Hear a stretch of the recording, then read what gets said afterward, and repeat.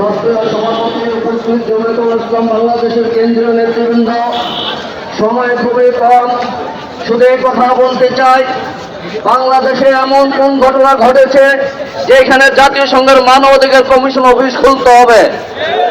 আমরা স্পষ্ট ভাষায় বলে দিতে চাই, বাংলাদেশের মুসলিম জনতা, ধর্মপ্রাণ মুসলমান জাতিসংঘের মানবাধিকার কমিশন অফিস মেনে নেবে না।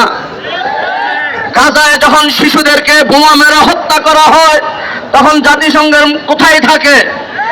গাজা ফিলিস্তিনে যখন নিরীহ বৃদ্ধদেরকে হাসপাতালে বোমা মেরে নারীদেরকে হত্যা করা হয় তখন জাতিসংঘ কোথায় থাকে? কাশ্মীরের মুসলমানদেরকে যখন হত্যা করা হয়, গরুর গোশত রাখার অপরাধে মুসলমান পরিবারকে পুড়িয়ে যখন হত্যা করা হয় তখন জাতিসংঘ কোথায় থাকে? মিয়ানমারের নিরীহ মুসলমানদেরকে যখন বাস্তুচ্যুত করা হয়, ঘর বাড়িতে উচ্ছেদ করা হলো, হাজার হাজার মিয়ানমারের মুসলমানদেরকে গণহত্যা করা হলো, তখন এই জাতিসংঘ কোথায় ছিল?